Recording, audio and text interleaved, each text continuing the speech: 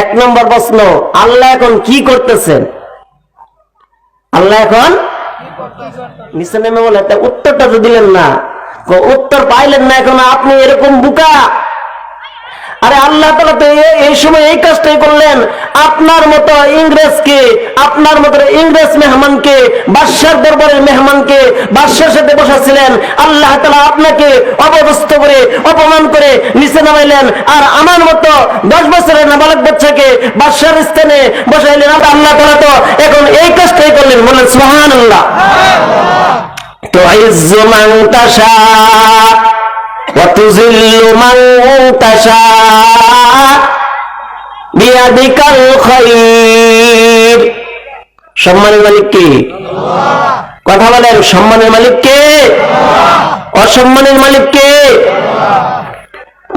বুঝে থাকলে বলুন তো, প্রশ্ন করছিল কয়টা? উত্তর হয়েছে কয়টার? উত্তর হয়েছে কয়টার? বাকি আছে কয়টা? উস্তাদ, উস্তাদ জি আপনার মনে হয় মন খারাপ? উস্তাদ বলতেছেন, হ্যাঁ আমার মন খারাপ। কেন?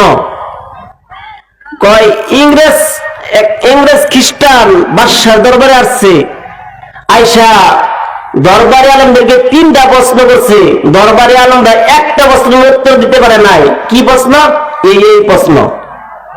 কিন্তু আমি গতকাল রাতে একটা স্বপ্ন দেখছি, এই স্বপ্নের ব্যাখ্যা আমি পারতাছি না।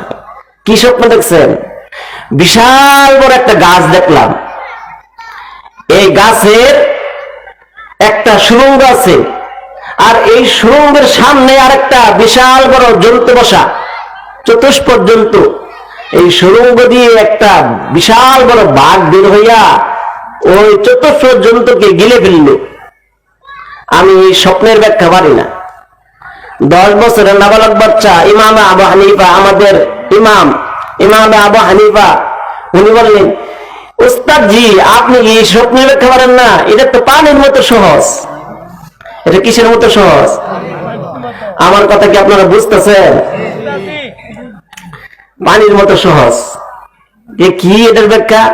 কয় বিশাল বড় গাছটা হলেন আপনি, আর ওই সুড়ঙ্গ দিয়ে যে বাঘটা বের হয়েছে সেটা হলাম আমি, আর চতুষ্পদ জন্তু যেটা হলো ইংরেজ খ্রিস্টান মেহমান বাদশার দরবারে, আমি বাদশার দরবারে যাব, এই 3 প্রশ্নের উত্তর আমিই দিব।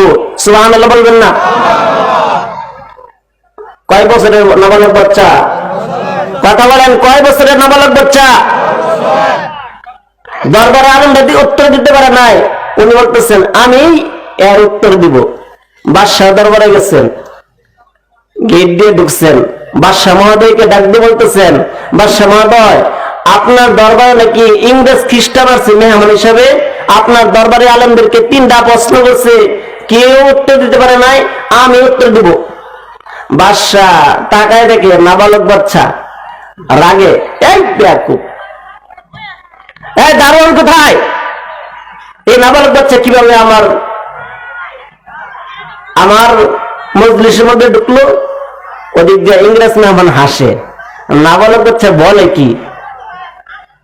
তারপরে অনেক পিরাপিরি করার পরে ইংরেজ মেহমান বলে, বাদশাহ মহোদয় যেহেতু নাবালক বাচ্চা বলতেছি, একটা অনুষ্ঠানের আয়োজন করেন না। অনুষ্ঠানের আয়োজন করা হলো। বলেন তো দেখি কয়টা প্রশ্ন করেছিল? এখন স্টেজের মধ্যে, এরকম স্টেজের মধ্যে বাদশার পাশে খ্রিস্টান মেহমান, ইংরেজ মেহমান বসা, আর 10 বছরের নাবালক বাচ্চা ইমাম আজম আবু হানিফা নিচে বসা। আচ্ছা বলেন তো, আগের অনুষ্ঠানেতে যদি মানুষে শুনে ওই ইংরেজের প্রশ্নের উত্তর একটা নাবালক বাচ্চা দিবে, আগের অনুষ্ঠানে যে যতটুকু লোক হয়েছিল এর বেশি হবে না কম হবে? লোক অনেক হয়েছিল অনুষ্ঠানে, আর মেহমান বাদশার সাথে বসা, আর নাবালক বাচ্চা ইমাম আজম আবু হানিফা নিচে বসা। বাদশাহ হুকুম দিচ্ছে, প্রশ্ন করেন। 1 নম্বর প্রশ্ন, আল্লাহ এখন কি করতেছেন? আল্লাহ এখন 10 বছরের নাবালক বাচ্চা আবু হানিফা রাহিমাহুল্লাহ বলেন, এই উত্তর দেওয়ার আগে আমি আপনাকে কিছু প্রশ্ন করব। কি প্রশ্ন? আচ্ছা বলেন তো দেখি, যে উত্তর দেয় সে ছাত্র না যে প্রশ্ন করে সে ছাত্র? বলে যে প্রশ্ন করে সে ছাত্র। ইংরেজ মেহমান বলতেছে যে প্রশ্ন করে সে ছাত্র। তাহলে প্রশ্ন করছেন আপনি আর উত্তর দেব আমি, তাহলে আপনি বলেন তো দেখি এখানে কে ছাত্র হইল? ইংরেজ মেহমানকে আমি ছাত্র হইলাম, প্রশ্ন করছি উনি। আর 10 বছর নাবালক বাচ্চা আবু হানিফা শিক্ষক, উত্তর দেব যেহেতু। এখন প্রশ্ন করছে 10 বছরের নাবালক বাচ্চা আবু হানিফা।